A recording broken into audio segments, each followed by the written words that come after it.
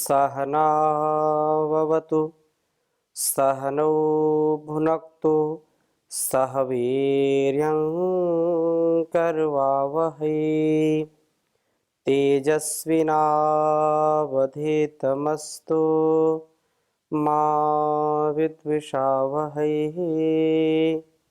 ओम शांति शांति शांति। वैदिक जीवन पद्धति इस कक्षा में आप सभी का हार्दिक स्वागत है, अभिनंदन है। हम ऋग्वेद का स्वाध्याय कर रहे हैं। ऋग्वेद के अभी तक हमने 8 मंडल, जो बहुत विशेष मंत्र, जो हमारे जीवन और इस जगत के कल्याण के लिए अत्यंत महनीय उपदेश उस परमपिता परमेश्वर का था, उसको हमने सार रूप में स्वाध्याय किया है।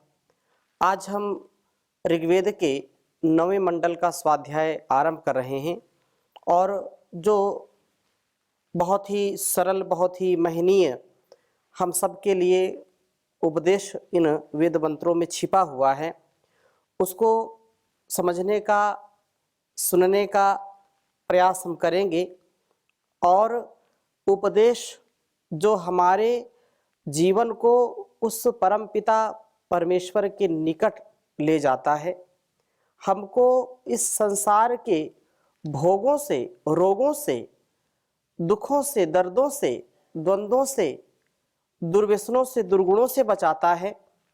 ऐसा स्वाध्याय, ऐसा सत्संग, ऐसा स्वभाव, ऐसा हम सबका भाव हो जाए जिससे इस जीवन का प्रभाव अतिशय श्लाघनीय, या ये कहें कि स्तुत्य हो जाए। तो आज हम आरंभ कर रहे हैं ऋग्वेद के 9वें मंडल का स्वाध्याय। प्रथम सूक्त का प्रथम मंत्र आपके समक्ष रख रहा हूं, जो बहुत ही सुंदर वेद मंत्र है हम सब के लिए। प्रथम वेद मंत्र लिखूंगा, फिर चर्चा करता हूं। ओम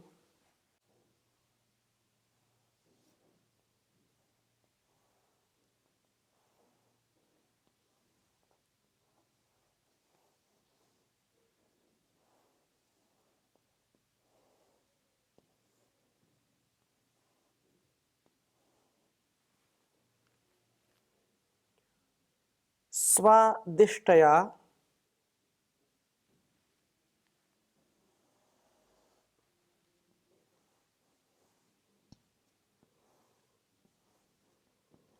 स्वादिष्टया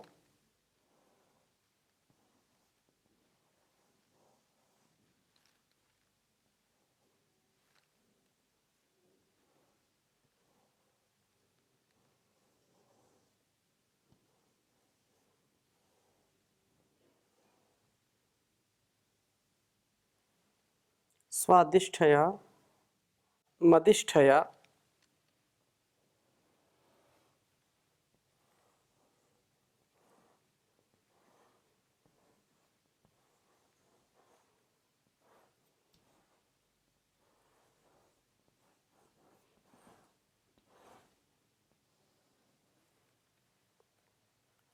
अवस्वसोम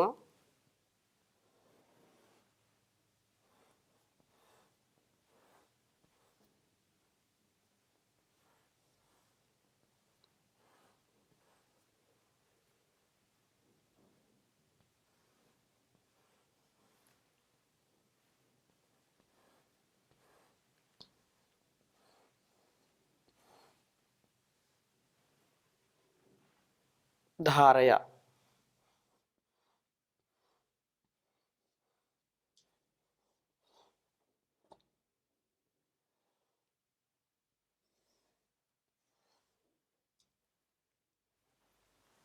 इंद्राय पातवे सुतः। ओम स्वादिष्ठया मदिष्ठया पवस्व सोमधारया। इंद्राय पातवे सुतः।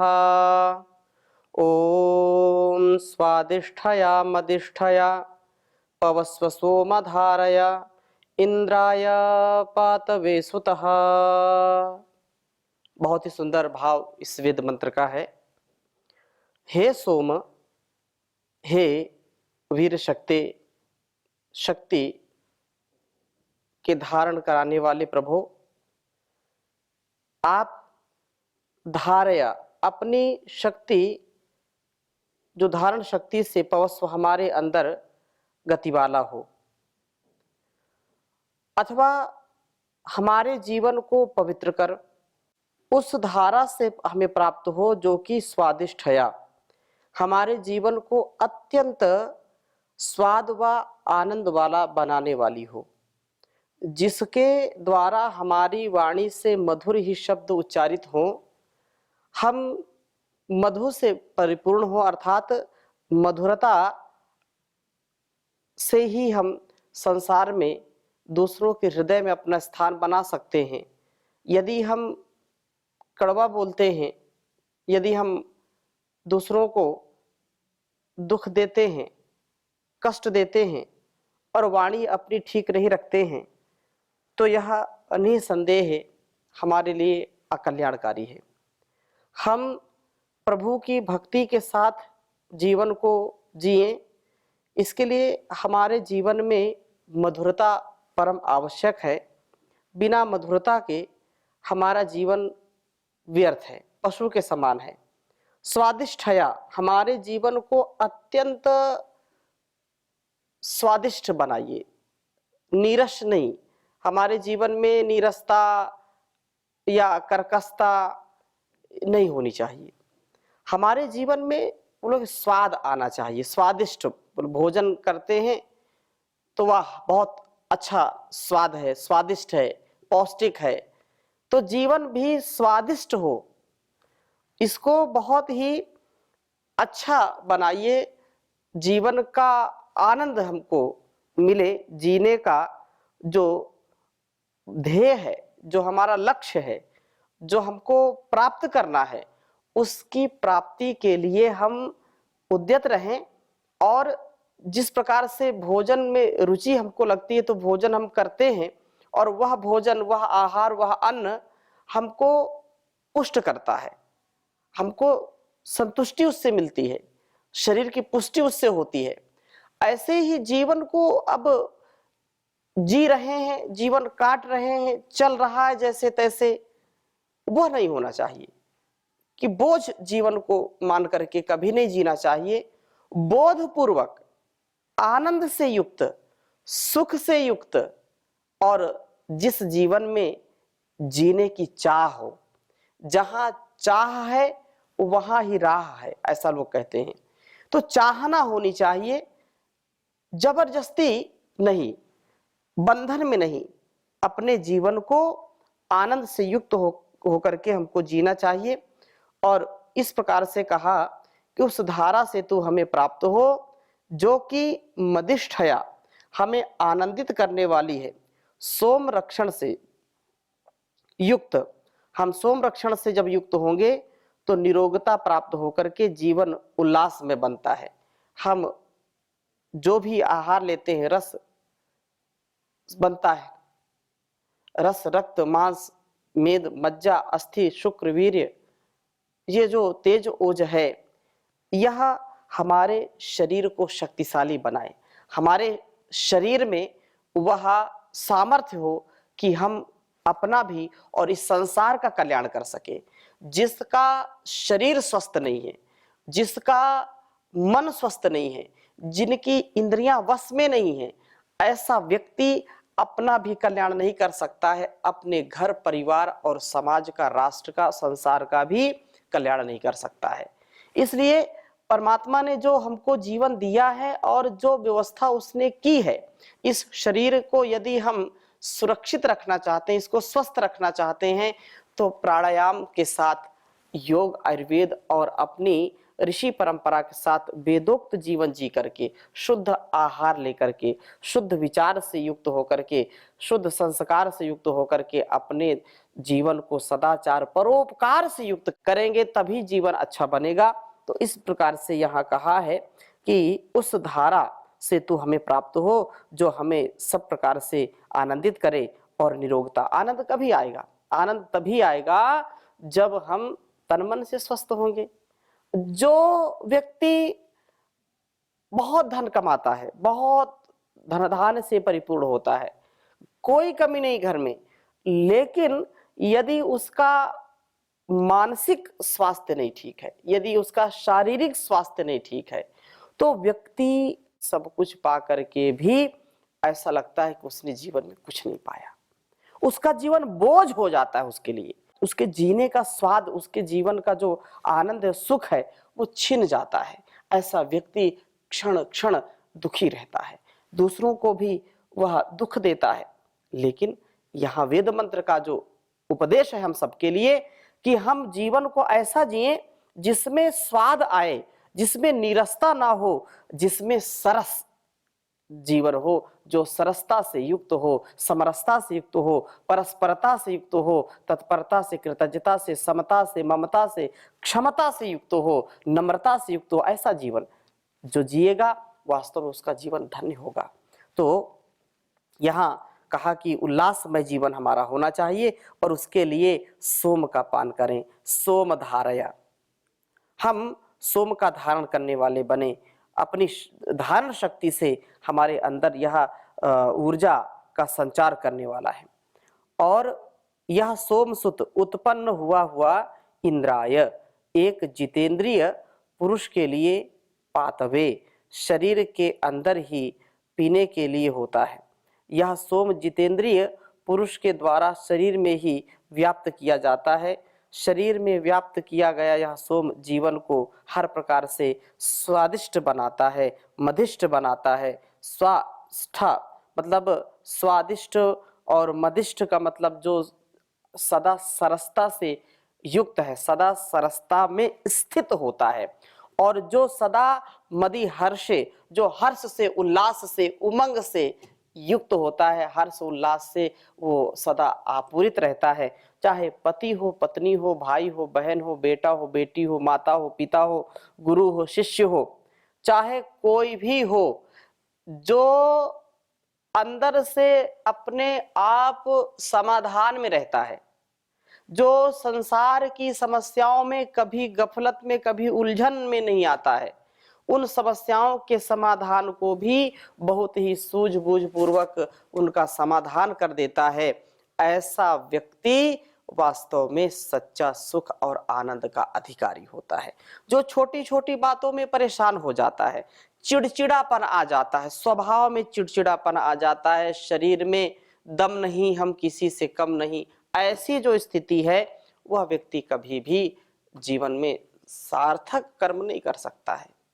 इसका तात्पर्य ये नहीं है कि जो व्यक्ति शरीर से कमजोर है, मन से कमजोर है, वो कभी शक्तिशाली नहीं बन सकता, ऐसा बिल्कुल नहीं है।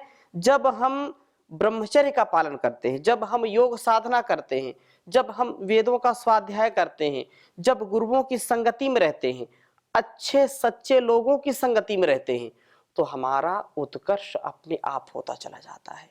हमको समझ मिल जाती है, समझ हमारे जीवन में पैदा हो जाती है कि वास्तव में जीवन का रहस्य क्या है, जीवन का तथ्य सत्य क्या है, क्या हमारे जीवन में होना चाहिए, क्या नहीं होना चाहिए, क्या हमारे लिए कल्याणकारी है, क्या अकल्याणकारी है, क्या भद्र है, क्या अभद्र है, क्या सुख देने वाला है, क्या दुख देने वाला है। और व्यक्ति यह जान जाए, यह समझ जाए और जैसा जाना, जैसा समझा, वैसा जीना आरंभ कर दे, तो वह कभी भी निराश होगा नहीं, कभी हताश होगा ही नहीं। इसीलिए इस वेद मंत्र में यह सुंदर बात कही है कि व्यक्ति का जो जीवन है वह जितेंद्रियता से युक्त हो। हम जितेंद्रिय बन करके सोम को शरीर में ही धारण करें, उसको व्याप्त करें, वह हमारे जीवन को स्वादिष्ट तथा मदिष्ट बनाएगा, हर्ष से युक्त होगा और वह व्यक्ति सदा तन मन से वतन से स्वस्थ होगा। इसी प्रकार से दूसरे मंत्र में भी बहुत सुंदर बात कही है। ओम रक्षोहा विश्वचर्षणिरभि योनिमयो हतम दृढ़ा सदमस्था सदत। जैसे इस मंत्र में, पहले मंत्र में कहा है, ठीक उसी प्रकार से यहाँ सोम को रक्षोहा, शरीरस्थ रोग कर्मों का नाश करने वाला कहा है।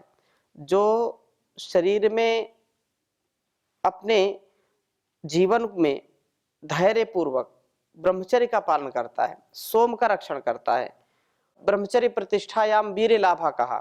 तो ब्रह्मचर्य की प्रतिष्ठा होने से, ब्रह्मचर्य में स्थित होने से हम वीरता, धीरता, गंभीरता से युक्त होते हैं। हम रोगों से मुक्त होते हैं। हमारे जीवन में कभी भी कोई रोग आता नहीं, सताता नहीं है। रोगक्रमी जो हैं, रोगक्रमी राक्षस हैं, वे हमारे रमण के लिए हमारा क्षय करते हैं। अपने रमण के लिए वो हमारे अंदर के सामर्थ्य को क्षीण कर देते हैं। जो रोग होते हैं वो शरीर को, मन को कमजोर कर देते हैं। जहां कमजोरी है वहीं पर बीमारी है। तो रक्षित हुआ जो हमारा वीर है, जो सोम है, इन्हें विनष्ट करता है। विश्वचर्षणी ही, यह सोम विश्व दृष्टा है। ज्ञानाग्नि का ईंधन बन करके यह ज्ञान को दीप्त करता है और हमें सब तत्वों के दर्शन के योग्य बनाता है। जिसका जीवन विद्या से युक्त है, जो ब्रह्मचर्य से युक्त है, उसका मस्तिष्क भी बहुत ही प्रकाशित होता है ज्ञान से, और वो प्रकाश से सदा युक्त होता चला जाता है। यह सोम वास्तव में हमारे लिए ज्ञानाग्नि का ईंधन बनता है। ज्ञानाग्नि से हम प्रदीप्त होते हैं। हमारा संपूर्ण जीवन बहुत ही महनीय हो जाता है। और यह सोम योनिम, अपने उत्पत्ति स्थान भूत शरीर को अभी आसदत, आभिमुख्यन प्राप्त होता है। प्राण साधना के होने पर यह ऊर्ध्व गति वाला होकर के ऊर्ध्व रेता, ऊर्ध्व चेता हमको बना देता है। ऊर्ध्व गमन, अधोगमन नहीं, हम ऊंचे उठे और यशस्वी बने, तेजस्वी बने, पतन की ओर नहीं, अधोगति को प्राप्त न हो, ऊर्ध्व गति को प्राप्त हो। और आभि आसदत, आभिमुख्यन प्राप्त होता है। इस प्रकार से इसके शरीर में व्याप्त होने से यह शरीर अयोहतम, लोह कणों से व्याप्त होता है। रुधिर में लोह कणें होती हैं, आयरन होता है, तो आयरन कभी जो है उसकी कमी नहीं होती। यह शरीर द्रुणा सदस्थम, द्रुत गतौ, ध्रुगतौ धातु से, तो शरीर की सब नाड़ियों में संचरित होने वाले रुधिर के साथ स्थित होता है। सदा सह शरीर में रुधिर की कमी नहीं होती है। जो व्यक्ति प्राण साधना करेगा, योग साधना करेगा, अच्छा आहार लेगा, अच्छे विचार रखेगा, दुग्ध, अन्न, औषधि जो आयुर्वेद का वरदान है, और फल फूल कंदमूल का सेवन करेगा, वो कभी रोगी क्यों होगा। इसलिए यह कभी भी व्यक्ति अपने शरीर और मन के रोगों से ग्रसित नहीं होगा। उसमें कभी खून की कमी नहीं होगी, रक्त संचार ठीक रहेगा, ब्लड सर्कुलेशन और ऑक्सीजन का लेवल ये ठीक है, तो शरीर में कोई कमी नहीं होती है। कहीं पर कोई कचरा नहीं जमता है, क्योंकि कचरा ही खतरा है और सफाई ही दवाई है। दिमाग भी, यह मस्तिष्क भी, विचार भी हमारे शुद्ध हों। मानसिक रोगों से बचने के लिए विचारों की शुद्धि, विचारों की पवित्रता परम आवश्यक है। और शरीर का जो शारीरिक रोग है उनसे बचने के लिए आहार का शुद्ध होना बहुत आवश्यक है। आहार जितना शुद्ध होगा, जितना पवित्र होगा, जितना वो पौष्टिक होगा, उतना उतना शरीर हमारा स्वस्थ होता चला जाएगा और हम हर प्रकार से बलिष्ठ हो जाएंगे। रक्षित सोम रोग कर्मियों को विनष्ट करता है, हमारे जान को दीप्त बनाता है। इसके रक्षण से शरीर में लोह कणों व रुधिर की कभी न्यूनता नहीं होती है और वह व्यक्ति वास्तव में सौभाग्यशाली होता है जो बाल्यकाल से ही ऐसे अपने माता पिता से सद्गुणों को सीखता है। जिसके माता पिता बहुत संयमी हैं, जिन्होंने अपने आचरण से, अपने व्यवहार से, अपने सुसंस्कार से बच्चों को भी सुसंस्कारित किया है, अपने संतानों को सुसंस्कारित किया है, वे कभी भी तन मन के रोगों से ग्रस्त नहीं होते हैं। वे घर और बाहर सभी स्थानों पर अपने अपने जो है कर्तव्यों का निर्वहन पूरी पवित्रता के साथ करते हैं और सदा आनंदित रहते हैं। तो क्योंकि ये मानव शरीर बार बार मिलता नहीं है, इस मानव शरीर को पा करके हम अपने जीवन और जगत की भलाई के लिए कार्य करें तो वास्तव में बहुत आनंद होगा। बहुत सुंदर बात कही है, नरिस तन चोले को पाकर जीवन बर्बाद न कर प्रभु से डर। नर इस जीवन को पाकर जीवन बर्बाद न कर प्रभु से डर। परमपिता को प्यार कर शुद्ध आचार विचार रख। परमपिता को प्यार कर शुद्ध आचार विचार कर। इंद्रियों को बस में रख कर मन को अपने को मार कर। इंद्रियों को बस में रख कर मन अपने को मार कर। भजी ओम नाम तू सुबह शाम इसमें परमानंद कर प्रभु से डर। नर इस तन को चोले को पाकर जीवन बर्बाद न कर प्रभु से डर। जैसा कर्म कमाएगा वैसा ही फल पाएगा।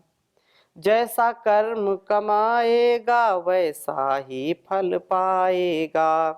खिला जो फूल जवानी का वह एक दिन तो मुरझाएगा। खिला जवानी का जो फूल वह एक दिन तो मुरझाएगा। तो दुष्ट जनों से दूर ही रहा। तो दुष्ट जनों से दूर ही रहा। इनकी इमदाद न कर प्रभु से डर। जीवन बर्बाद न कर प्रभु से डर। सेवा अपना लक्ष्य बना दिन दुखियों को नहीं सता। जीवन को सेवा अपना लक्ष्य बना दिन दुखी को नहीं सता। हीरा जन्म अनमोल रत्न है मिट्टी में इसे मत मिला। हीरा जन्म अनमोल रतन है मिट्टी में इसे मिला। मन रूपी मंदिर के अंदर मन रूपी मंदिर के अंदर दुर्गुण आबाद न कर प्रभु से डर। प्रभु से डर। बिल्डिंग आलीशान बना फर्नीचर से इसे सजा। बिजली व पंखा लगवा कर टीवी अच्छा सा लगवा कर पर अपने सुख के लिए किसी का घर बर्बाद न कर प्रभु से डर। इस नर्तन चोले को पाकर जीवन बर्बाद न कर प्रभु से डर। प्रभु से डर। प्रभु से डर। क्योंकि यह जीवन बार बार मिलने वाला नहीं है। हम अपने जीवन और जगत को अच्छा बनाएं, वेद के अनुकूल चलाएं। तो वेद पढ़ा जाए, हवन किया जाए, ऐसे परिवार को ही स्वर्ग कहा जाए। सत्य रग रग में जिसके बसा है खुश रहता है उससे विधाता। प्रेम सीने में जिनके नहीं उससे ईश्वर नजर आता नहीं। कुछ सहारा नहीं सत्संग पाता नहीं। जीवन पशुओं सा बिताया वेद पढ़ा नहीं। और वेद जो पढ़ता है उसका जीवन उसका घर परिवार संसार सुखमय हो जाता है। तो ऐसा हमारा प्रयास होना चाहिए। आगे और हम चर्चा करेंगे। ओम शांति शांति शांति।